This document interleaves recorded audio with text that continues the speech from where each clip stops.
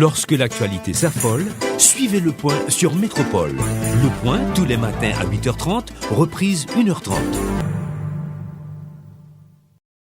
Madame, monsieur, bonjour. Bienvenue à la rubrique Le Point de Radio et Télémétropole. Merci de l'intérêt, merci de votre fidélité. Deux députés sont invités à la rubrique ce matin. Il s'agit de Jerry Tardieu et de Wolf Papillon. Évidemment, ils sont en vacances, si je peux m'exprimer ainsi. Et avant de partir, avant de quitter Pétionville, avant de quitter la capitale, je sais que le député Tardieu doit quitter le pays pour aller à l'étranger. Et Wolf Papillon, lui, doit se rendre dans la Grand'Anse pour jouir pleinement, si possible, de ses vacances. Eh bien, bon, j'ai saisi l'occasion pour les inviter à venir nous parler.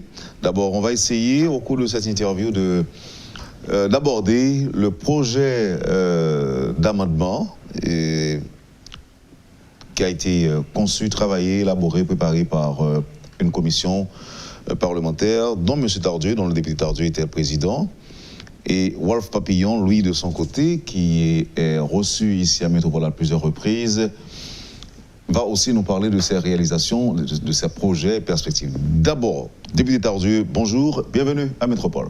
Bonjour Wendell, toujours un plaisir de répondre à vos questions. Aujourd'hui, le plaisir est double, puisque c'est la première fois, en fait, que j'accepte de participer à une émission de grande écoute, et avec un autre député qui n'est pas du même bloc politique, de la même tendance politique, mais pour lequel j'ai beaucoup de respect, et je sais que le débat, même quand il sera contradictoire, le sera dans la civilité et la courtoisie. Merci député Tardieu. Député Papillon, bonjour et bienvenue. Bonjour à tous et merci pour cette opportunité de débattre avec mon adversaire politique préféré au Parlement. C'est intéressant, ça s'annonce plutôt bien. Alors, monsieur, dites-moi, et j'ai bien dit tout à l'heure quand je parlais de vacances, vous allez partir pour l'étranger? Oui, moi je pars pour quelques jours. Je suis invité à l'Université de Montréal vendredi pour discuter avec nos Haïtiens vivant au Canada sur la question de la réforme constitutionnelle qui les concerne au premier chef. J'ai noté en introduction que vous avez su justement parler du sort réservé et au rapport de la commission spéciale sur l'amendement de la Constitution que je préside. Et c'est aussi une occasion pour moi d'en parler et d'échanger avec le député, les auditeurs et vous-même sur la question. Tout à fait. Et petite question, pas hors contexte, ni mal à propos, mais je voudrais bien comprendre. D'abord, est-ce que le député Tardieu a encore le projet de se présenter comme candidat à la députation pour la commune de Pétionville? C'est encore très tôt pour moi de faire un pronostic sur ce que je ferai les prochaines années de ma vie. Non, mais, mais ça se prépare quand même. Ça se prépare, mais après 4 années de dur labeur au Parlement, la première des choses à faire lorsqu'on part en vacances, c'est dans la sérénité réfléchir. J'ai plusieurs options devant moi. Je pense qu'aujourd'hui, je ne suis pas encore prêt à partager celle que je choisirai au final. Votre réponse va être différente si je ne me trompe pas, député. Certainement. Pour moi, je suis en début de carrière politique. C'est certain que je vais me battre. Je pense que ce que j'ai vécu en 4 ans au Parlement ne peut pas me décourager. Au contraire, ça va me donner ce qu'il faut comme énergie pour continuer à me battre. Et je suis déjà candidat à ma propre succession. Je souhaiterais seulement qu'il y ait certains changements, notamment au niveau de la Constitution, pour que la 51e ne revienne pas avec le même paradigme pour travailler dans les mêmes conditions. Voyons maintenant la perception. On a qualifié cette législature, on l'a accusé des 7 péchés capitaux de tous les maux du monde. Il y a même des gens qui arrivent à parler de législature de la honte. Je sais que ça choque, mais à ces gens qui pensent que cette législature est celle de la honte, qu'est-ce que vous diriez, député Tardieu? Bon, il faudrait être de mauvaise foi ou aveugle pour ne pas comprendre et ne pas être d'accord avec ce jugement aussi sévère. Législature de la honte, législature de l'imposture, législature de l'échec. Et je pense qu'il y a des qualificatifs qui se succèdent pour qualifier la 50e législature. Je dirais que de façon générale, la législature est très mal perçue dans l'opinion publique en raison du fait qu'il y a une perception que dans cette législature, il y a un manque de compétences, il y a un manque d'intégrité, il y a un manque d'honnêteté, et qu'il y a des élus qui sont allés se servir et qui ne sont pas allés servir leur communauté et leur pays. En plus de cela, très souvent, les parlementaires qui n'ont pas de compétences sur certaines activités ou certains champs d'activité, s'arrogent le droit d'en débattre sans préparation préliminaire. Ça veut dire que vient paraître dans les yeux société à quand des gens qui parlent en bonne bagaille ou pas connaît. Donc en quelque part, d'année en année, la confiance dans le Parlement s'est effritée. Maintenant, tous les scandales financiers qui ont traversé la 50e législature, les scandales qui, jusqu'à présent, sont encore d'actualité, font que le corps, effectivement, est très mal perçu et passe dans l'histoire comme une législature de la honte, celle qu'on met au fond de la poubelle. Cependant, disons que le Parlement en lui-même n'est pas que ça. Il ne faut pas verser dans l'antiparlementarisme primaire, car le Parlement est un élément fondamental de la démocratie que nous construisons. S'il y a un problème avec des parlementaires, des blocs parlementaires, des groupes de parlementaires, il ne faut jamais oublier que l'institution est importante et qu'au fond, il faut s'atteler à la solidifier, à encourager d'autres esprits à l'intégrer au lieu de la dénigrer éternellement parce qu'elle sera toujours là. Et je dirais aussi certaines choses. C'est qu'en quelque part, les petits acquis de la 50e sont noyés dans le flot, je dirais, de négativité qui entoure la 50e. On doit reconnaître qu'il y a eu effectivement, comme je vous l'ai dit tantôt, qu'il y a des parlementaires qui ont su agir à la dimension de la confiance placée en eux par leur mandat. Vous avez aussi la même question, député Pavillon, et législature de la honte, je l'ai dit tantôt, ça choque. Et il faut comprendre. Non, ça ne me choque pas, d'autant plus que je suis le géniteur de cette expression. J'ai quand même, c'est ce que j'ai dit sur Magic 9, et qui a été d'ailleurs l'objet d'un article dans le Nouvelliste. Je l'assume que c'est une législature de la honte par rapport à ce que j'ai vécu en bas avec beaucoup de frustration, etc. Mais comme je le disais tout à l'heure. Partagez quelque chose avec nous. Qu'est-ce que vous avez vécu? Bon, moi, ce que je dirais, c'est qu'on a essayé de qualifier cette législature de tous les noms. J'ai regardé également. On a pensé à un certain moment qu'il y avait une majorité, qu'il y avait une minorité, comme c'est le cas classique dans tous les parlements. Mais je pense que la personne qui a trouvé l'expression convenable pour décrire cette législature, c'est l'écrivain Lionel Trouillot, en disant que c'était la bande à Baudou. Parce que ce que j'ai vu en bas, c'est pas, il n'y a jamais eu de majorité au sens classique. Nous avons des individus, il n'y a eu que des individus qui suivent parfois certaines idées sans cohérence et des intérêts que parfois ils ne comprennent même pas leur sens. Moi, c'est ce que j'ai vu en bas. Et moi, je me souviens l'année dernière, quand j'ai été candidat à la présidence de la Chambre, j'ai pas voulu que la législature se termine de cette manière-là. Et mon collègue Tadieu, lui, avait échoué la première année.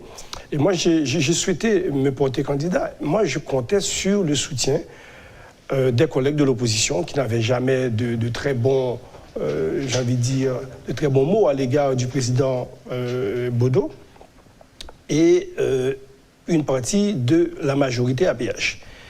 La raison pour laquelle j'ai renoncé à ma candidature, la raison principale que j'ai renoncé, c'est parce qu'il y a eu, c'est une anecdote que je raconte, c'est pas un secret. Je devais rencontrer le collègue Bodo pour signer un document et il m'a fait venir le voir à Delma quelque part et je l'ai trouvé en compagnie de tous ses collègues de l'opposition là en train de s'amuser, de boire ensemble, etc. Et je pense, connaissant le personnage, c'est un signal qu'il voulait m'envoyer me disant, écoutez, ce que vous croyez n'est pas vraiment cela, je peux compter sur l'appui de tout le monde au Parlement. Donc il n'y a jamais eu de majorité et je pense que les derniers votes qu'on a observés au Parlement peuvent témoigner qu'il n'y a jamais eu de conviction politique réelle en tout cas dans la minorité. D'ailleurs, on n'est jamais sûr au préalable dans quel sens va aller un vote. Et donc je pense que tout ça me conforte. C'est un point très important. Si le député permet que je fasse une petite parenthèse, parce que c'est aussi une constatation qu'on fait dans la société. C'est-à-dire qu'il n'y a pas de ligne idéologique ou philosophique. C'est-à-dire que c'est la théorie des intérêts croisés. Pas des intérêts politiques, des intérêts personnels. Malheureusement, il nous faudra construire une société où nous devons faire des choix de personnalités politiques ou de partis politiques ou de plateformes politiques sur la base de discours, sur la base de vision, sur la base de programmes. On n'en est pas encore là. Il n'y a pas de règlement de compte idéologique au Parlement. Il n'y a pas de règlement de compte idéologique. En Haïti, on a vu des gouvernements dits de gauche faire des politiques de droite. On a vu des gouvernements dits de droite faire des politiques de gauche. En quelque part, ça rentre aussi dans le logiciel à réparer pour Haïti. Il faudra, lors des prochaines élections, que l'on s'assure, notamment à travers une nouvelle loi sur les partis politiques, il faut pouvoir s'assurer que les partis politiques enregistrés soient de vrais partis politiques, qu'ils aient des milliers de personnes enregistrées et encartées, qu'ils aient la capacité de pouvoir influencer le cours des choses. Et on pourrait, à ce moment, Wendell, avoir des élections où nous n'aurions pas à choisir entre 75 et 100 candidats, mais peut-être entre 3 ou 4 grandes mouvances politiques. Pour moi, c'est un combat de tous les instants et je souscris à ce qu'a dit le député Papillon, c'est qu'au niveau du Parlement comme dans le pays, il n'y a pas de ligne idéologique tracée, il y a seulement des intérêts. Comment résoudre ce problème? Si l'on s'accorde à dire qu'il y a eu quand même de bons parlementaires, maintenant, qu'est-ce qui va permettre, par exemple, aux électeurs de faire le bon choix? Alors, le Parlement n'est pas un bloc monolithique. Effectivement, comme vous le dites, et il faut le souligner à l'encre forte, il y a des parlementaires qui se sont acquittés de leurs tâches avec conviction, intégrité, honnêteté et efficacité. Ils sont plus nombreux qu'on le pense. Cependant, de manière... Mais ils se sont tout simplement tués au Parlement. Ils ont été complices de leur silence par rapport à une série de décisions qui ont été prises et qui ont affecté l'image de la Chambre des députés. Moi, personnellement, je peux vous dire que je quitte le Parlement avec le sentiment de devoir accompli par rapport aux propositions de loi que j'ai déposées. J'ai découvert d'ailleurs, en vérifiant les statistiques, que le député Papillon est peut-être le seul député à avoir déposé plus de propositions de moi. Vous avez déposé au moins 5 ou 6 4 lois. 4 lois, d'accord. Donc, en fait, j'en ai déposé 4, moi aussi. Donc, je suis satisfait de la qualité du travail que j'ai produit en termes de propositions de loi sur des thèmes extrêmement En termes de production, globalement.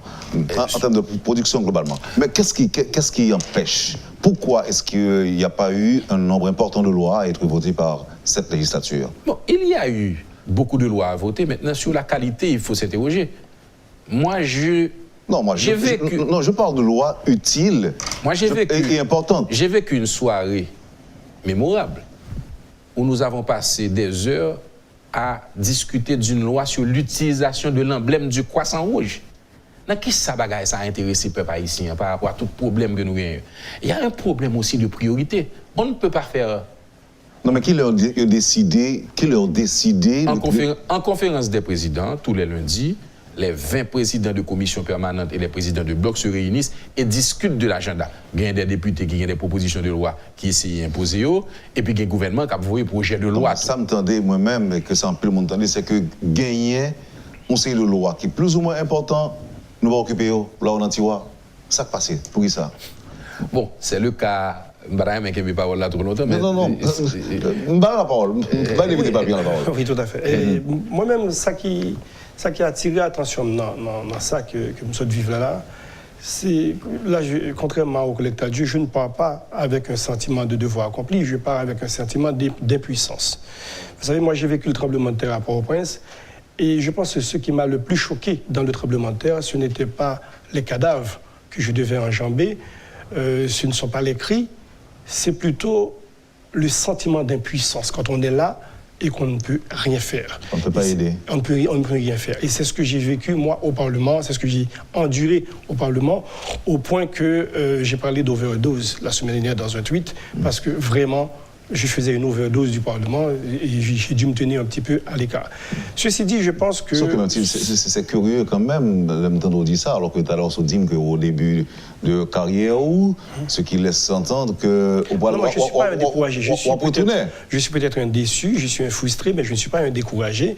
Et je suis en train de m'armer comme il faut pour me battre au niveau de la 51e législature, parce que le dilemme aujourd'hui, moi, ce qui me tue, c'est que le Parlement est prise en otage. Okay. La parole populaire, aussi bien que la volonté populaire sont confisquées. Notre démocratie est séquestrée. Elle est séquestrée par une bande, elle est séquestrée par une minorité.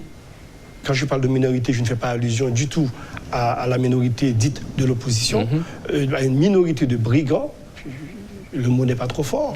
Et ce sont ces gens-là qui mènent tout le monde par le bout du nez, les honnêtes députés, comme les brigands comme eux. Mais est-ce que cette minorité de brigands, est-ce que l'Inaparlement...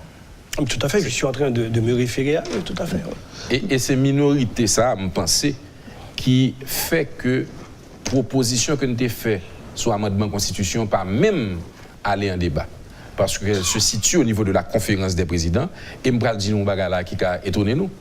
Une grande majorité des députés souhaitaient le débat sur l'amendement de la constitution, y compris le député Wolf Papillon, qui ne se retrouvait pas sur toutes les recommandations qu'on avait faites, mais qui attendait ardemment le moment de débattre avec la commission. C'est ça aussi, la démocratie. Alors, comme question constitution capable pour un peu le temps, ça fait que je vais arriver sur lui. Témoin, texte ou proposé au député Papillon, c'est ce qui ça, oui. Ou dit quatre propositions de loi. Sur la sécurité foncière, vous savez que le pays est né avec un problème de terre, de propriété. D'ailleurs, Dessalines en a fait les frais. Et ce sont des textes tous pour participer à résoudre ce problème. Mais problème fondamental. Et le député Tardieu. Sur ce point, ça, vous devez faire une proposition sur la sécurité foncière pour empêcher que les gens volent les gens. Monter sur le terrain, les gens comme ça, acheter un terre, ou bien à l'étranger, voyons comme Baou dit que pour acheter un terre, puis 2-3 mois passés, spoliateur envahit. Absolument. Donc, vous souhaitez aborder le problème ça. Mais collègue, vous êtes au courant de nature. C'est pour ça que je parlais tout à l'heure des puissances. Le simple député, j'ai envie de dire, son pouvoir s'arrête à déposer la loi. On ne peut pas aller plus loin. Pas de campagne C'est pour ça que souvent, moi, je suis étonné quand certains journalistes parlent de bilan du député. Moi, je pense qu'un député n'a pas à avoir de bilan. Une législature peut avoir un bilan puisqu'il s'agit de travail collectif avant tout, mais un député ne peut que déposer sa loi. Oui, on n'a même pas les moyens de le mettre en discussion. Le petit désaccord que j'ai avec vous, députés, c'est que même à l'étranger, certaines lois portent le nom de leur géniteur. Oui, tout à fait. Donc, c'est-à-dire que quand même, ça peut faire partie... Ça peut stimuler. Non seulement stimuler, mais ça peut... Par exemple, aujourd'hui, si l'amendement de Jerry Tardieu avait été ratifié, on aurait pu parler de l'amendement de l'amendement Tardieu. De l'amendement Tardieu. Oui, c'est une pratique législative courante. D'ailleurs, on fait référence à cette commission comme la commission Tardieu. Mais là, j'ai un grand désaccord avec le député Papillon parce que je pense que s'il y a un bilan de la législature, je pense que la législature est composée de 117 personnes qui ont fait preuve de différentes actions qui ont ou mérité d'être au Parlement ou qui n'ont pas mérité de l'être.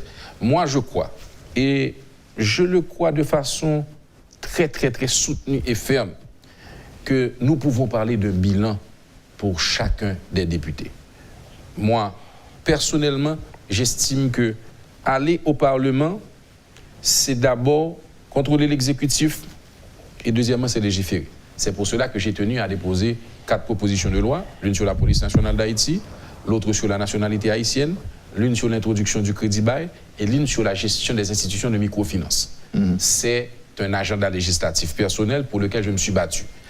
Au Parlement étant, c'est à partir de cette fonction que j'ai été investi de la puissance publique, ce qui m'a permis de partir en France, de rencontrer mes homologues à l'Assemblée nationale française et à mettre sur pied une bourse d'excellence de l'amitié Haïti-France. C'est investi de la puissance publique que j'ai pu me battre pour les victimes du clairin contaminé de la 3e circonscription et de Pétionville pour que l'État les dédommage. C'est à partir de la puissance publique investi comme député que j'ai pu me battre avec le député Bertrand Sinal sur ce que les policiers, les épouses des policiers victimes en fonction. Et moi, je pense qu'il y a un bilan collectif, mais je pense aussi qu'il y a un bilan individuel. Le travail individuel compte aussi. Je crois aussi. Oui. Ceci dit, je pense que quand on parle de productivité d'une législature, si productivité il faut d'abord commencer par définir ce que nous entendons par la productivité. Et je pense que le simple calcul du nombre de lois votées ne suffit pas à permettre de conclure à la productivité ou non d'une législature. Correct.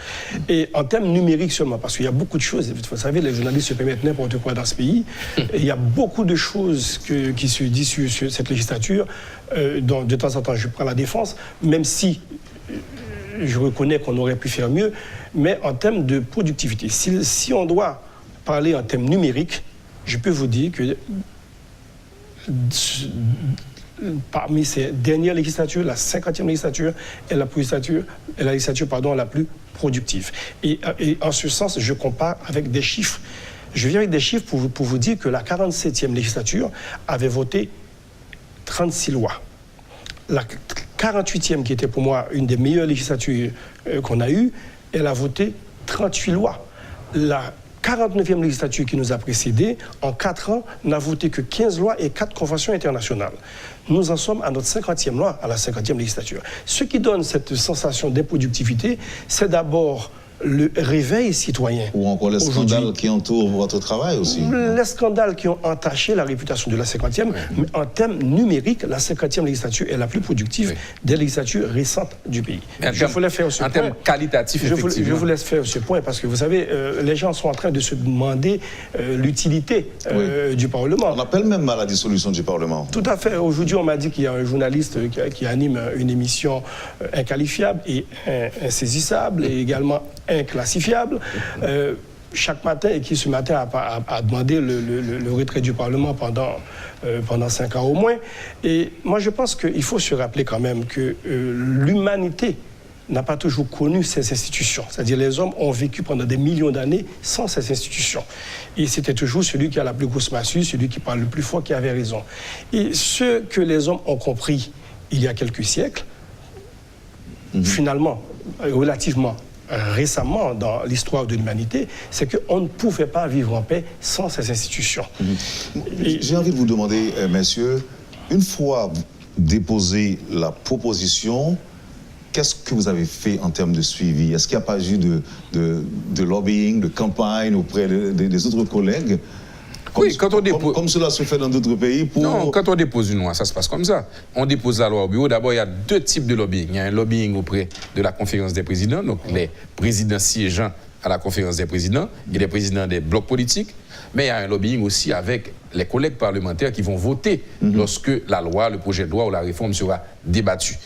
Bien entendu, nous faisons ce qu'il faut faire, mais malheureusement, comme le disait le député Papillon, souvent, il y a une petite clique, une bande de députés qui ont un contrôle au niveau de la conférence des présidents et qui décident de ce qui passe et de ce qui ne passe pas. C'est la même chose aussi. Mais pourquoi vous ne les avez pas dénoncés?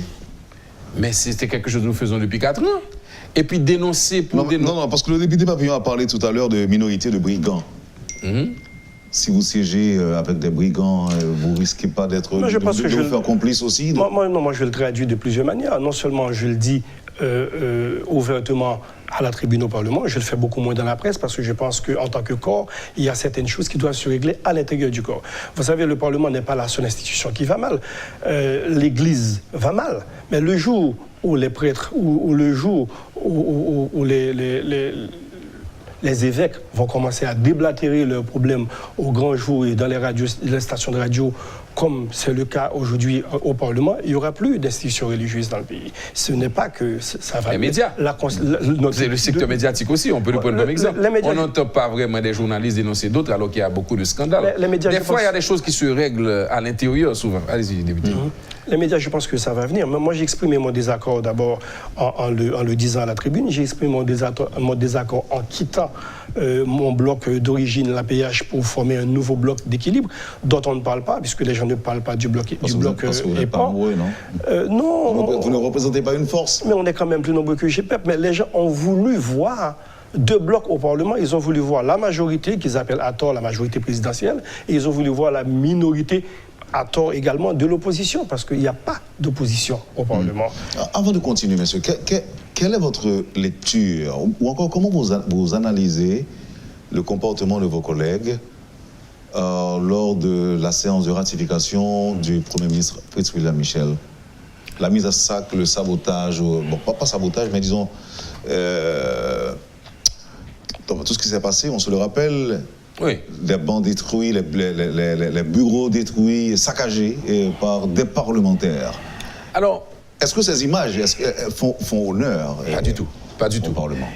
Écoutez, Wendell Théodore, le Parlement est l'arène des débats contradictoires. C'est aussi un haut lieu de référence et une force de proposition qui doit être morale et éthique. C'est pas pour rien que les députés et sénateurs honorables. C'est-à-dire que la violence physique doit être écartée au profit de la dialectique du verbe et du débat. Contradictoire, si possible. Oui, mais pour le constato, il faut qu'on prédisposition. Ce que moi je veux dire, moi-même personnellement, c'est qu'on ça me comprend une fonction parlementaire là, donc moi-même pas qu'à souscrire à aucun acte qui c'est des actes de violence. D'ailleurs, tout à l'heure, on a parlé de démocratie. Il y a des gens qui ont questionné la démocratie et le Parlement. Moi, je dis que la démocratie est peut-être un système qu'on n'aime pas ou un mauvais système, mais c'est le meilleur que je connaisse. Parce que la démocratie pluraliste permet l'existence d'un Parlement qui est un lieu de débat, et du Parlement étant, toutes les dénonciations de beaucoup de gabegies qui se font dans l'État aujourd'hui ont été dénoncées à partir de rapports sortants émanant du Parlement. Donc il faut comprendre aussi qu'il y a une utilité du Parlement. Maintenant, parallèlement à ces actes... Non, alors, excusez-moi, Bon, on répond à une question. C'est ça, non, depuis qu'on a un débat, ça va parler à... Est-ce que c'est lorsque gagne, c'est en séance plénière que vous faites, ou bien est-ce que c'est lorsque... Séance plénière. Débat, c'est en séance que le fait. On ne va pas considérer le débat dans la conférence des présidents comme débat. Le débat doit être public et ouvert. Parce que le débat dit comme ça que lorsque vous avez un Premier ministre qui va le ratifier, et puis qu'on paquet de bagages que des parlementaires ont dit, je ne sais pas comment on inscrit ça dans le débat. Alors, il ne doit pas les tractations par en bas et négociations. Il y a tractations en bas, donc on a l'impression que son espace de show-off, tout que le connaît, pour faire entendre que... On va se faire de théâtre. Oui. Oui, je vais là simplement pour me répondre à question sur question violence physique qui ont choqué la conscience nationale. C'est vrai que ce sont des actes répréhensibles, c'est vrai que moi-même, je suis condamné, mais en même temps, tout. Il faut regarder souvent qui ça qui mène un député avec un parlementaire obligé de réagir comme ça. C'est souvent parce que des fois, ses droits sont foulés. C'est parce que son façon pour lui pour réagir à un acte d'inconstitutionnalité, parce que lui-même, il vient estimer que c'est le dernier moyen de gagner pour justement rester dans la Constitution. Alors, tu vois, il faut mettre la responsabilité de part et d'autre. Cependant, il faut fermement condamner tout acte de violence qui ne fait pas honneur au Parlement. Il a souhaité que dans la prochaine législature, la 51e, nous avons des images plutôt de débats intéressants qui intéresseraient la société que des images de Yingang, parce que c'est sous image ça que nous quittons 50e ans et il ne va pas faire nous bien. C'est que marqué mon tout, c'est surtout marqué. Oui. Ou gros mot sur ça? Ah oui, tout à fait, tout à fait. Moi, je pense que... Vous êtes d'accord que doit monsieur léser et que c'est normal que il sorti de... Ah non, pas du tout. Je ne vais pas dire normal, non. Moi, je dis, on a essayé de comprendre qui ça fait que arriver là. Donc, moi, je dis, si on a fait discussion, on fait une lettre. Cependant, ces actes sont des actes répréhensibles qu'on doit condamner avec la plus grande fermeté, bien sûr. Député? Moi, je me permets ici d'exprimer un léger désaccord avec le collègue Tardieu. Je pense que, quel que soit le motif, la violence physique n'a pas sa place au Parlement. Ni à ce Parlement-ci, ni dans d'autres parlements du monde. C'est ce que j'ai dit. On a tendance de temps en temps à nous montrer des exemples de parlements où on s'empoigne et comme vous dites que c'est normal. Moi, je pense que ce n'est pas normal. Le Parlement est fait justement pour des joutes oratoires, c'est fait pour des débats contradictoires, c'est fait pour qu'on discute. Donc, moi, je suis en total désaccord avec ceci et je pense que je me suis toujours fait une certaine idée de ce que devrait être un Parlement. C'est d'ailleurs pour ça que je suis devenu député. Peut-être que s'il y avait ces images-là depuis la 20e ou la 30e législature, je ne serais jamais député dans ma vie. Et je suis devenu député parce qu'il y a des gens que j'ai voulu ressembler. Il y a des choses que j'ai vues dans ma jeunesse, il y a des parlementaires qui ont fait honneur au pays et que je souhaitais un jour ressembler à eux. Très bien.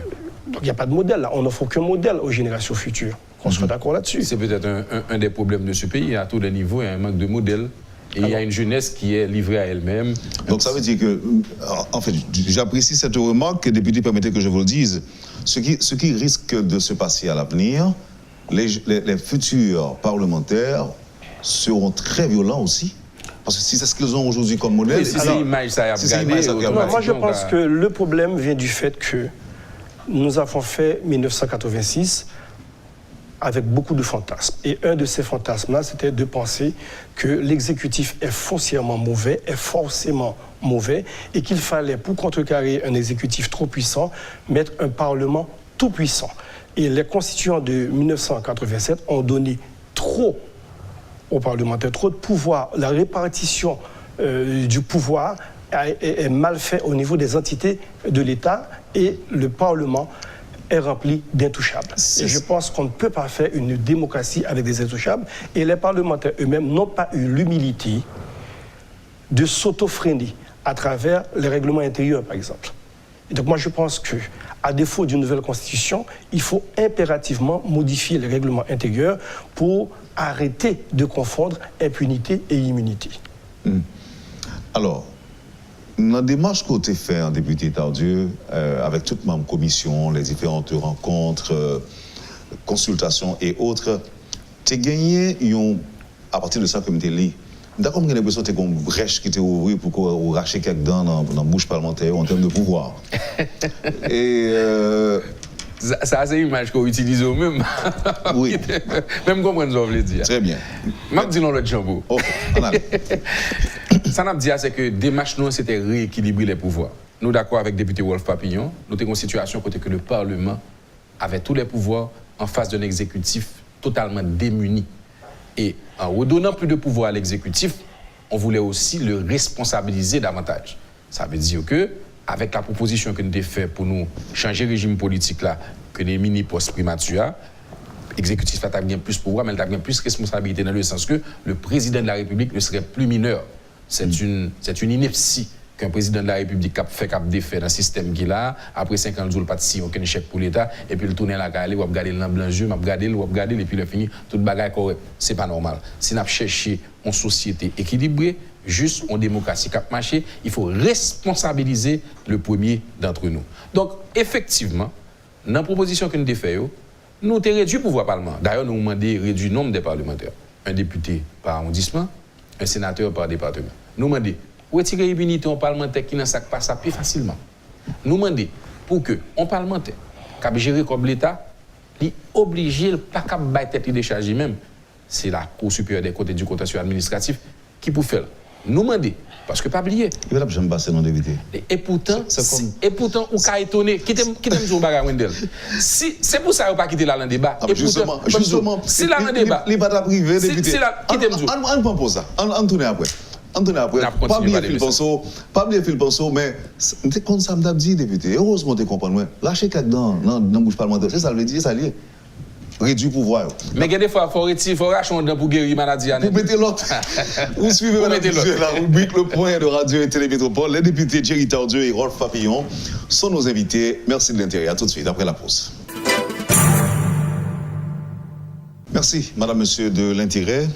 Avec nous sur le plateau ce matin, les députés Rolf Papillon et Thierry Tardieu. Et on va oublier le Ponceau, député, j'imagine. Oui, affaire racheter non. Non, ça nous tape. Moi, comprendre ce que vous voulez dire. Moi, prêter li dans mes professeur Goug, qui a commenté travail constituant 87. Oui.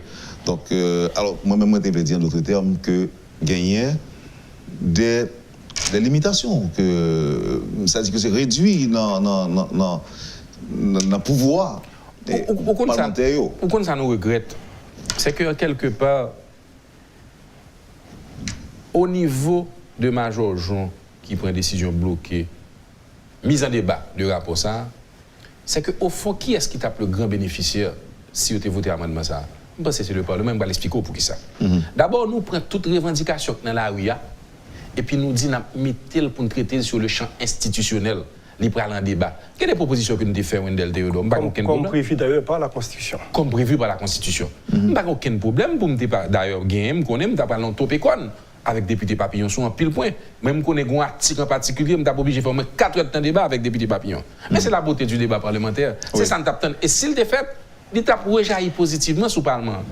On ne peut pas parler du Parlement dans la question de l'obéi, des immunités, qui cachent pour immunité, on a volé l'argent, chèques qui disparaissent, gaspillage. On aurait regardé le Parlement à travers un autre prisme d'appréciation. L'État pas entré dans l'actif. L'État pas entré dans l'actif là. Donc nous-mêmes, ça nous pensons, c'est que le Parlement lui-même, si lui-même, il pas prend des dispositions pour lui capable rééquilibrer le pouvoir, il a perdu plus devant. C'est pour ça que nous avons courageux demain, nous avons fait des propositions courageuses et nous pensons que même si l'amendement est mort, ce rapport est bel et bien vivant, au regard d'ailleurs de l'appréciation qu'en fait la société, les secteurs organisés de la vie nationale, les partis politiques, les experts. Et nous pensons que si nous allons vers l'autre constitution ou on réforme en profondeur, rapport ça. Combien de temps ça a gagné de déposer au remettre bureau? Bon, je pense que c'était au début de la législature, ça doit se faire. Le dépôt doit se faire à la dernière session ordinaire. Non, mais quel est le travail commission ou soumettre lui? Nous avons fait le public, mais on ne va pas changer de date là exactement. Non, mais est-ce que ça compte 3 mois ou 4 mois ou 6 mois comme ça? Non, c'est à l'intérieur de la dernière session ordinaire. Il n'y a pas qu'à avant ça. OK. Vous comprenez? Il n'y a pas qu'à avant ça, nous déposer dans les formes, dans les délais prévus par la loi et les règlements intérieurs, avec une demande formelle. Mais il n'y a pas jamais dans le débat. Non, nous demandons de mettre dans le débat. Il n'y a pas jamais la conférence des présidents, pas jamais mettre dans le débat. Et vous avez fait suivi. Vous faites suivi, vous faites campagne, vous faites lobbying, vous dites monsieur fait ça passer pour nous. Mais bien entendu, mais écoutez, c'est pas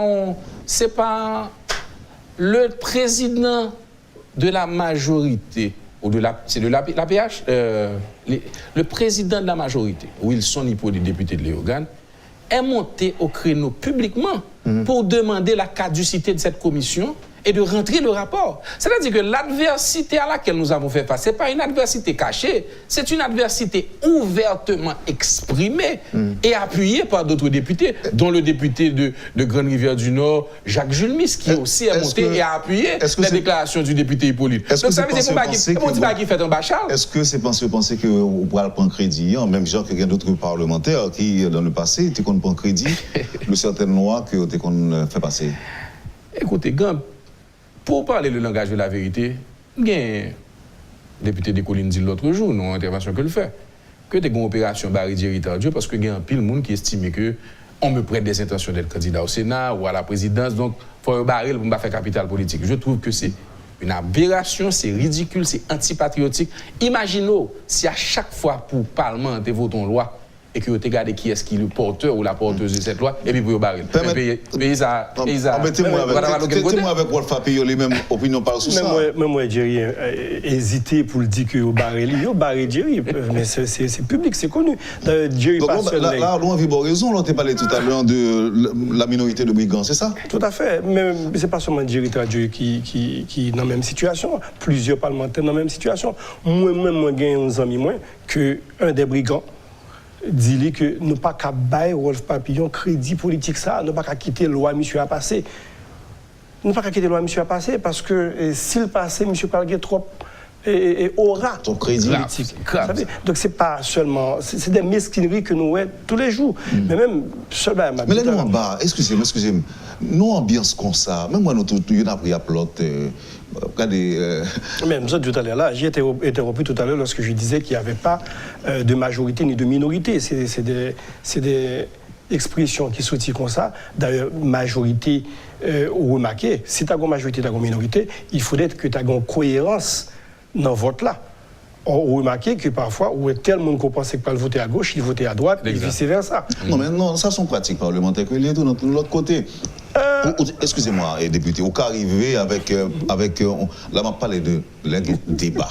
On a parlé de côté qui a un débat, côté belle parole, la parler. Ce que je veux dire, ou qu'à sauter la carrière avec une idée, ou dit que bon, ou pas faire valoir position sur tel ou tel point, et puis l'autre, en plein débat, gagner un collègue qui a avancé tellement d'arguments qu'on changeait de position. Mais ce n'est pas la mienne. C'est pas vrai. Moi, dans l'incohérence qui gagne dans le comportement. On est qui de gauche, l'a toujours voté à gauche, quel que soit ce que la gauche propose, d'une manière générale, quelques exceptions près. Mais là, je parle d'abord, il faut qu'on analyse les constructions des blocs politiques au niveau du Parlement. Nous ne sommes pas en France où les parlementaires se réunissent en bloc à partir de leur affinité idéologique. Les gens se réunissent en bas parce que ces amis mouillés, me compte monsieur, et puis nous va le défendre ensemble. Donc, c'est seulement conjoncturel. C'est conjoncturel, donc des blocs tout à fait pour eux. Et malheureusement, ces fameux blocs, un bloc par définition est fait pour cloisonner. Au Parlement, les blocs ont cloisonné les compétences.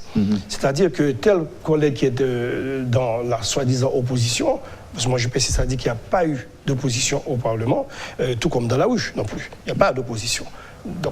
Mais opposition à quoi? Opposition par rapport à une idée dominante. Oui, ok. Il n'y a pas d'idée dominante. Il n'y a pas d'idée tout court, j'ai envie de dire. Et où dit-on est important, l'exclusion des compétences. Parce que ça n'a pas vécu dans un pays à l'exclusion des compétences sur le champ politique en Haïti. C'est même bagaille dans le Parlement, député Papillon Soudil. Et c'est même bagaille tout au niveau du système qui prévaut. Il y a un système en Haïti qui favorise l'exclusion des compétences au Parlement tant que dans la vie politique. On nous prend exemple décharge là.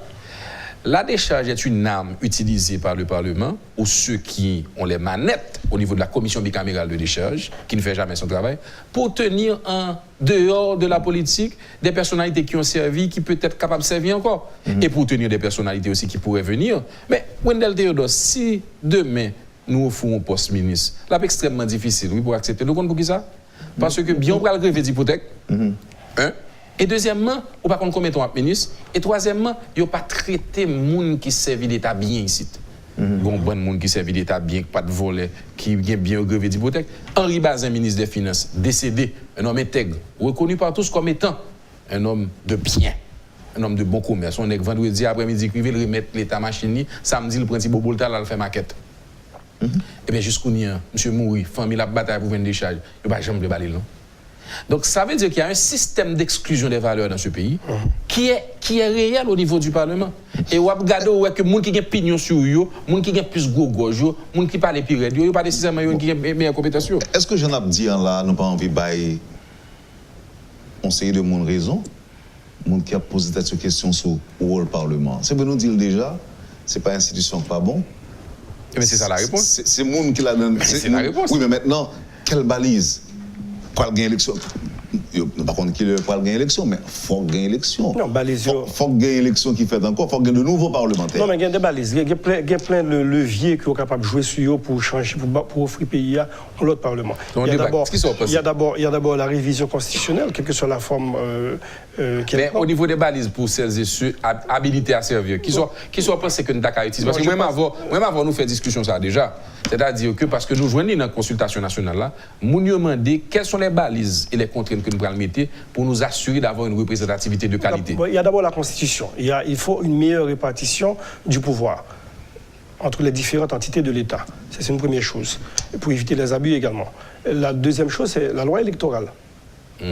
Et la troisième chose, je dirais, une fois le Parlement, enfin la législature renouvelée, il faut à ce moment-là réviser les règlements intérieurs de fonctionnement du Parlement. Mais on ne peut pas faire mieux avec les règlements actuels. Ce dont je parle, député Papillon, nous avons eu dans notre consultation nationale les secteurs de la vie nationale qui ont exprimé des intérêts. Quasi majoritairement, nous avons trouvé des groupes d'intérêts à nous dire mettez des balises à l'intérieur de la Constitution pour nous assurer d'une représentativité de qualité. Mais il y a un petit problème, parce que, en fait, d'un côté, on ne peut pas prendre des dispositions discriminatoires, parce qu'un diplôme académique n'est pas nécessairement un gage ni de vertu, ni de compétence. Par contre, c'est un gage. Maintenant, question qui t'a pas fait le débat, et c'est là encore que nous regrettons le débat pas fait, c'est que qui balise que nous sommes capables de mettre pour nous assurer que 51e est de meilleure qualité que 52e, que 52e est de meilleure qualité que 53e. Il y a mon dire que la Constitution prévoit qu'ils sont être âgés le temps. Oui. Il faut qu'on caille, il faut ceci. Le problème, c'est que nous avons un dilemme. Nous avons un dilemme et nos hommes politiques, nos intellectuels n'ont pas le courage de dire la chose que tout le monde voit. Qui n'est pas un problème, mais qui est une situation qui est le suffrage universel. Parce qu'automatiquement, quand on attaque ça, il y aura le jour élitiste, il y aura le toute qualité bagaille. Or, nous-mêmes, nous suivons. J'aimerais aller jusqu'au bout de ma pensée. Petit tout. J'aimerais aller jusqu'au bout de ma pensée, s'il vous plaît. Pour dire quoi? Pour dire que démocratie, oui. La démocratie réelle, pour moi, vient avec le suffrage universel. Mais ce que nous n'avons pas copié, chez les Français en particulier, c'est que à partir du moment qu'ils ont décidé du suffrage universel, ils ont fait l'école gratuite et obligatoire. Et ils ont créé les conditions pour. Donc nous exigeons d'une part le suffrage universel et d'autre part, nous ne formons pas les gens. Il n'y a pas assez d'écoles. Et donc l'électeur est complètement désarmé et incapable de choisir de manière rationnelle. C'est ce problème-là qu'il faut attaquer. Ce sera certainement celui du long terme. Mais maintenant, venir avec des lois qui excluent, des gens comme moi qui viennent de la paysannerie profonde, je ne suis pas d'accord. Je pense que la séparation ne doit pas se faire en aval, mais plutôt en amont. Il faut travailler sur la qualité des électeurs avant de trouver la qualité au niveau des élus. En tout cas, c'est un grand défi qui nous attend à l'avenir, parce qu'une démocratie ne vaut que par la qualité du vote donc de la population et par la qualité aussi, la compétence de celles et ceux qui nous servent au niveau du Parlement et qui légifèrent et qui contrôlent l'exécutif. Trop souvent, d'ailleurs, nous avons et je sais parler c'est de notoriété publique que le député Papillon appuie l'action politique du président Jovenel Moïse, mais je ne l'ai jamais vu baisser l'échine devant le président de la République. Et je l'ai vu toujours très critique sur une série de projets de loi ou une série de décisions du gouvernement. Il nous faut ça aussi. Il nous faut des hommes et des femmes debout. Parce que être parlementaire, c'est d'abord s'assurer de veiller au respect du bien public, à la majorité, à la collectivité. Donc je crois que le grand défi à venir, Wendell, et je le répète encore pour tous celles et ceux qui versent dans, si vous voulez, une fusillade en règle sur le Parlement comme institution doit rester, et il faut nous assurer que nous ayons des bons parlementaires. Maintenant, comment résoudre cela? Est-ce qu'il faut passer par la Constitution ou par la loi électorale ou par les règlements intérieurs? Les trois. Il faut voir les trois, parce qu'il y a des choses que la loi, la Constitution, la loi mère ne peut pas entrer dans les détails. Donc à ce moment-là, il faudra que les règlements intérieurs... Donc le travail à réaliser... Il y a déjà trois pistes de solutions. D'abord la Constitution, la loi électorale et ensuite les règlements intérieurs. Quel genre d'ajout, par exemple, à votre avis, on pourrait insérer dans la loi électorale? La loi électorale, par exemple, pour moi, on doit renforcer d'abord. Ce qu'il faut dire, ce qu'il faut reconnaître aussi, ce n'est pas la faiblesse de la loi électorale. La loi électorale en soi donne des pistes de solutions. Mais si la faiblesse institutionnelle elle est généralisée, c'est comme s'il n'y avait pas de loi électorale. Quand on me dit par exemple que le Parlement est rempli de brigands, de dealers de drogue, de toutes sortes de choses, mais comment ça se fait que ces gens-là arrivent à obtenir un certificat à la DCPJ? Comment est-ce que dans leur commune, ils arrivent à obtenir un certificat de bonne vie et mœurs pour venir remplir le Parlement? Donc moi je pense que le problème, il est au niveau national. Il faut questionner l'ensemble des institutions de la République pour faire un vrai Parlement. C'est trop facile de dire que les parlements sont ceci, les parlements sont cela, les parlementaires sont cela, parce que les parlementaires ne sont pas des extraterrestres. Ce sont des gens qui nous côtoient au jour le jour. Donc les gens savent bien qui ils élisent. J'aimerais ajouter à cette liste du député Papillon la loi sur les partis politiques. Je pense qu'elle est fondamentale. Là, à Radio Métropole, j'ai croisé peut-être 25 personnes depuis mon arrivée. Mais ça suffit pour former un parti politique en Haïti. Ça ne peut pas être le barème. Comment on l'appellerait? Parti Métropole. Parti Métropole pour changer les conditions de vie. Oui. Et paysans dans Grand Est.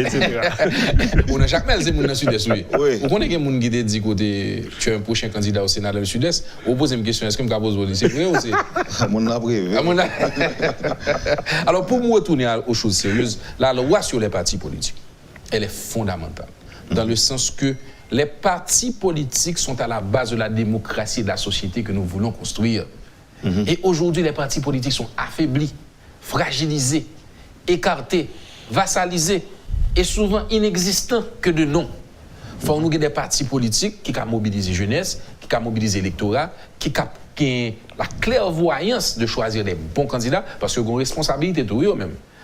Pour choisir un candidat seulement parce que le capable de gagner, c'est la responsabilité du parti. Donc les partis politiques doivent bénéficier de notre attention. Et si nous allons vers, je dirais, une grande négociation, un accord politique, certains parlent de conférence nationale, certains parlent de conférence nationale souveraine, certains parlent de grandes tables rondes patriotiques, quel que soit le genre. Là, si nous allons chita parler pour nous parler de bail fondamental, c'est tout ça député Papillon dit là. Très bon. Nous n'avons pas ajouté notamment la loi sur les partis politiques. Même nous avons dit tout, il faut nous aller vers, au-delà de la réforme constitutionnelle, les lois sur les partis politiques, il faut aller vers le Conseil constitutionnel. Parce que Bon, bonne bagaille qui fait pendant 4 ans là, pas un conseil constitutionnel qui peut analyser la légalité de ça qui fait là. Et Dieu seul sait qu'il y a des scandales sur l'inconstitutionnalité d'une série de démarches. Est-ce que la première démarche, là, messieurs, c'est pas d'abord commencer à appliquer la loi qui existait? Même si, nous entendons un pile monde dit ça, qui dit que le pays n'a pas un problème de constitution, il y a un problème de monde qui n'a pas appliqué la loi.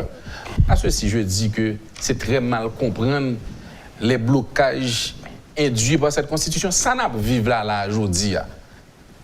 Cafouillage ça gagne là entre premier ministre, ou par contre ça premier ministre de facto, ça premier ministre nommé, ça premier ministre de ratification, ça premier ministre en passage. C'est-à-dire que c'est un problème. C'est parce qu'il n'y a pas les provisions constitutionnelles. Oui, mais il y a dit autour. Par exemple, on capte de nous là, député Tardieu, il a dit que nous-mêmes, parlementaires, nous mettons Premier ministre, nous jetons les nouvelles. Oui, mais nous, il est trop facile pour dire ça parce que c'est pas un bloc monolithique. C'est pas un bloc, mais on a parlé du Parlement. Nous posons acte parlementaire. C'est le Parlement qui l'a fait, c'est la Chambre des députés qui l'a fait. Oui, nous sommes d'accord. Même gens, nous jetons Premier ministre, nous mettons Premier ministre, nous mettons Président provisoire. C'est un corps qui joue son rôle avec ses faiblesses, ses qualités et ses défauts. Obligé d'accepter nous. Même si pas la oh non, on va pas oublier que moi-même assumer que le Parlement est important, la démocratie n'a pas construit. Il y a deux réactions par rapport à collecteur Dieu. La première chose, c'est que moi, c'est qu'il faut faire la part des choses. Et d'une part, il y a les incohérences de la Constitution, renforcées par l'amendement frauduleux qu'on a vu qui est venu compliquer la situation de la Constitution. Et nous, quand on est sous ça, c'est important pour nous expliquer pour qui ça le frauduleux. Alors, frauduleux, le mal fait, il mal pagoté, on va continuer. Tout à fait. Et frauduleux veut dire frauduleux. Non, il a même dit ça que sorti dans le Parlement, c'est pas les cas joindre. Tout à fait. Non, parce que moi-même, si vous permettez une petite parenthèse tout petit pour la vérité, je connais l'histoire, c'est que la proposition faite au président René Préval, l'arrivée dans le palais, les conseillers de Préval prennent, lui analyser, lui retirer 50% dans sa groupe de travail sur la Constitution était proposé. Dans 50% ça, il voyez dans le Parlement, Parlement retiré, lui-même 70% ça a été voué. Nous sommes restés avec 30%. Et c'est ça que mettez nous dans ça nous aujourd'hui. Il y a tout flou juridique là, début de mettre continue. Donc je disais d'une part, il y a une cohérence de Constitution 1987 là, parce que la Constitution a vieilli, et c'est une loi de la nature. Tout vieillit. Donc c'est normal qu'après 30 ans, qu'il y ait des bagages pour nous changer là-dedans. Ça, c'est son premier problème. Mais moi, c'est qu'avant de parler de Constitution 1987 là, tu disais tout à l'heure que j'aimais l'histoire. C'est vrai, parce que c'est pour faire politique, il faut que d'abord faire histoire. Et c'est l'histoire qui va permettre de comprendre certaines choses et prévoir ça qui arrive. Je pense qu'il ne faut pas seulement se contenter d'analyser notre histoire, c'est-à-dire l'histoire de notre génération avec la Constitution de 1987. Il faut analyser notre histoire de peuple avec les différentes constitutions qu'on a connues. Et elles sont légion. Elles sont légion. De 1805 à nos jours, nous comptons 22 constitutions. C'est un record. Regardez pour sous table, excepté 3 constitutions qui duraient plus longtemps. La constitution de 1816. Celle sous Boyer aussi. Boyer-Pition. La constitution de 1889, qu'on disait éternelle, et la constitution de 1987, ces 3 constitutions... Presque un siècle. Il a fait presque 80 ans à eux 3. Donc si un pays est capable de gagner 22 constitutions dans ces conditions-là sur 120 ans et quelques, ça veut dire en moyenne, ça nous fait nous mentalement stable. Une constitution. Elle témoigne d'une grande instabilité à travers les siècles. Plus ou moins tous les 4 ans, tous les 4-5 ans. Ouais. C'est une constitution plus ou moins tous les 4 ans. Donc, il n'y a aucun pays au monde qui se permet ce luxe. Ce qu'il faut se dire, c'est qu'à chaque fois qu'il y a une demande de nouvelle constitution, c'est souvent parce qu'il y a un farfelu, qu'il y a un mégalomane ou bien qui veut adapter la Constitution à ses conditions personnelles. Et moi, je commence dès la Constitution de 1816. Oui, tout le 20e siècle, effectivement. Déjà, la Constitution de 1806, c'est important de faire ce petit rapport, parce que les gens sont en train de se faire des illusions sur la Constitution à venir, en ne sachant pas que nous ne respectons rien, ni la loi, ni les constitutions. Donc, en 1806, si vous voulez, Pétion est venu avec sa Constitution. C'était une Constitution pour contrecarrer les velléités dictatoriales du président Christophe.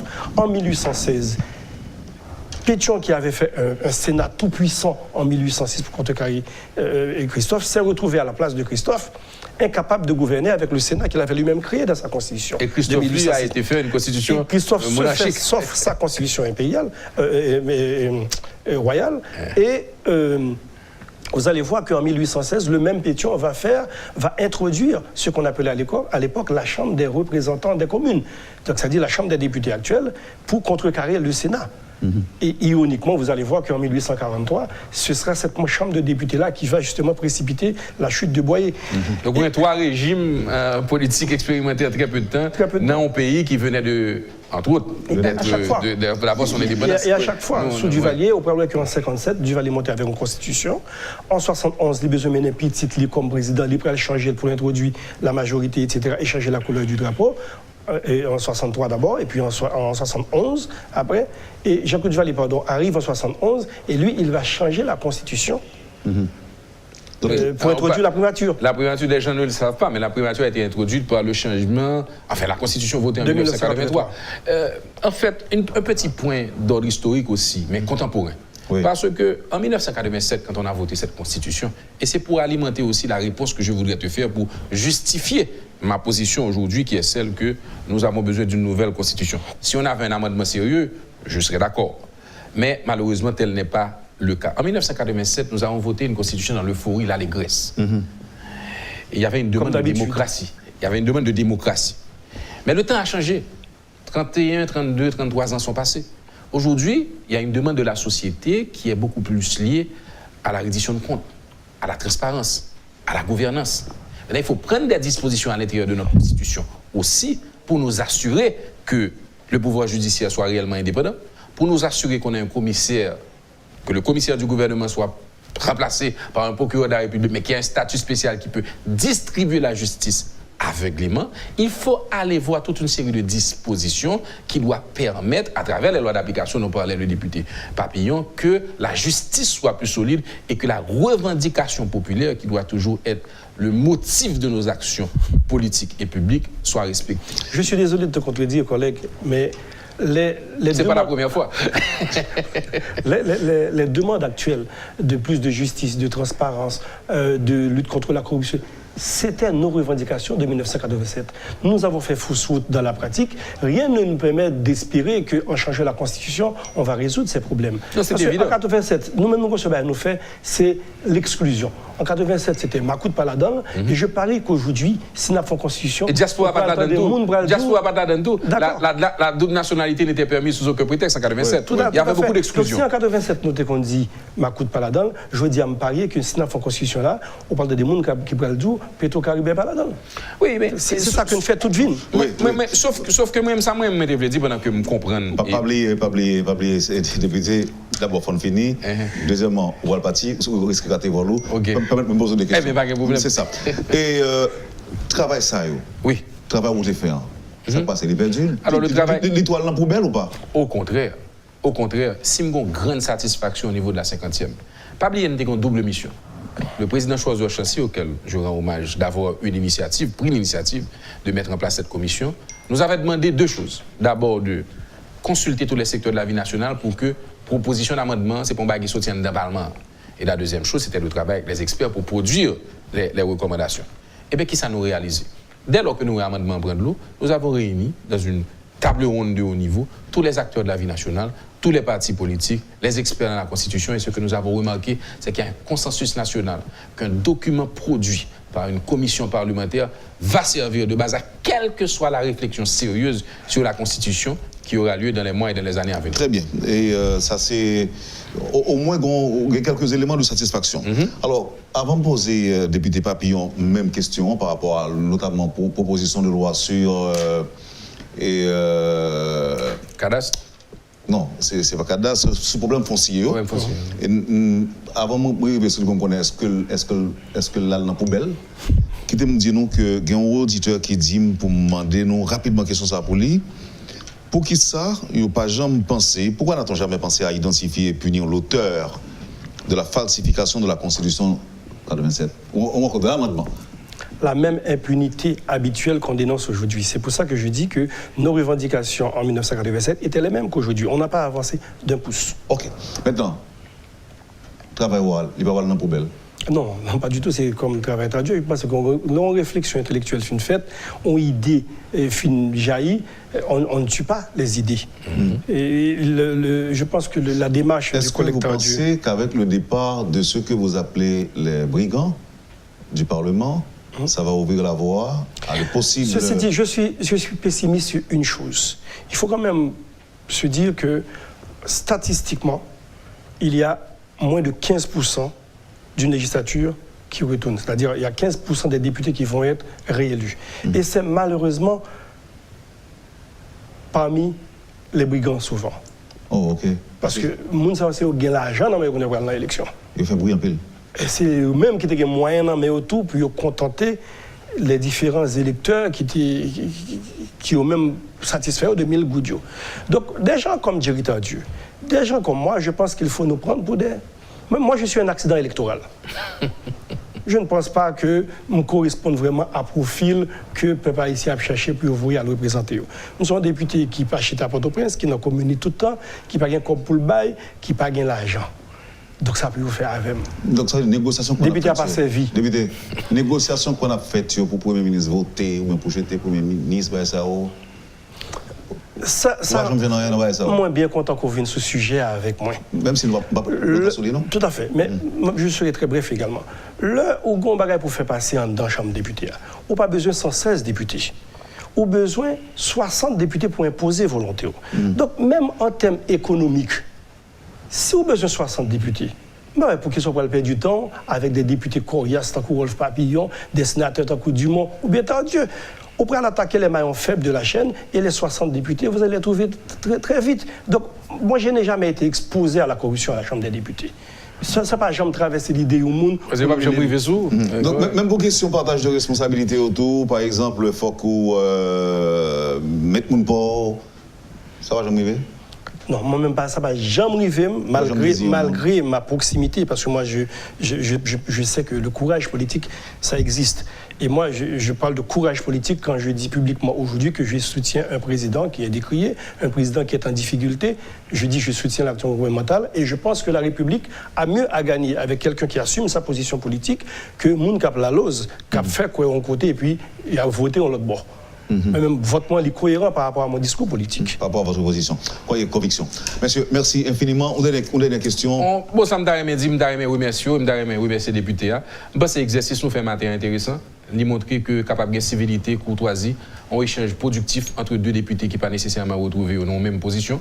Député Papillon se dit que la soutenu l'action Jovenel Moïse. Moi-même, j'ai été un critique acerbe et je le suis encore. Mais ce type d'exemple, ça va pour nous bailler, parce que la démocratie que nous construisons doit se faire dans la tolérance et surtout parce que nous avons une chose en commun, un pays. Si parole ça a été comme un héritage pour tout le monde qui a grandi, exemple, nous baillons matin en tout. Il est bon? Je pense ça. Pour que tout le monde ne pas penser que c'est un coup de chaise et tout comme on a un coup de galon pour faire gaz dans la station de gaz. C'est les images qui font mal. C'est les images qui font mal. Donc, il faut qu'il y ait de belles bagages dans le pays, deux députés qui ne partagent la même position politique, et puis on décide aujourd'hui, il y a déposé. Donc, ça ne va pas passer aujourd'hui dans le Sénat. C'est un vote qui sera très difficile, ça va se jouer à un ou deux sénateurs. Mais bon, nous-mêmes, nous parlons de ça qui concerne nous, sommes députés, nous ne savons pas ça qui passe en bas. Bon, en termes numériques et en termes de pourcentage, il y a toujours eu plus d'imbéciles à la Chambre des députés qu'au Sénat. Je présume que ça va être un peu plus difficile. Ce type de parole, ça peut donner un problème à députés. Donc, vous avez des problèmes? Il y a des fois, on ne prend pas aller trop évident. Et ça cause parfois des questions. Même si c'est un bon dos. Non, mais c'est normal qu'il y a beaucoup. Bon, je ne vais pas dire même avant, parce que je ne peux pas passer. Mais parce que d'abord, il y a plus de monde dans la Chambre des députés. C'est pour ça que je parle de thème numérique. Voilà, donc voilà qu'il faut gagner autant de monde pas capable. Je renforce en disant en termes de pourcentage également. Alors, proportionnellement. Proportionnellement. Merci député, c'est un plaisir pour me détendre. Et ça me fait là, étant après secrétaire, parce que là, nous pratiquement des ex-députés. Ah oui, pratiquement, oui. Oui, parce que c'est mon idole Dieu, on a vu faire en janvier. Tout à fait. On va venir. Tout à fait. Ah oui, ma plat. On va venir tout. Ma plat. Et puis, monsieur, je ne connais pas, mais je suis toujours disponible pour Métropole en tant qu'intellectuel, et que même si ce n'est pas en tant que député, mais au moins, on est capable d'inviter nous, si Dieu le veut bien, pour que nous partagions les idées. Et puis, je suis dans 51e dans député Papillon, et soyez mon courage, absolument. Député Tardieu, pas fait aucune annonce en ce sens-ci même. Beaucoup. Et même si mon personne vous l'a dit, il y a une deuxième chance avec vous encore. Ou pas aucune garantie. Vous mettez un bagage. L'aime prendre décision, m'a vu boss couple là en premier. Merci beaucoup. Vous avez suivi, mesdames, messieurs, la rubrique Le Point de Radio et Télémétropole. Les députés Jerry Tardieu et Rolf Papillon étaient les invités de cette rubrique. Merci de l'accueil. Passez une excellente journée avec nous et à demain. Lorsque l'actualité s'affole, suivez Le Point sur Métropole. Le Point tous les matins à 8h30, reprise 1h30.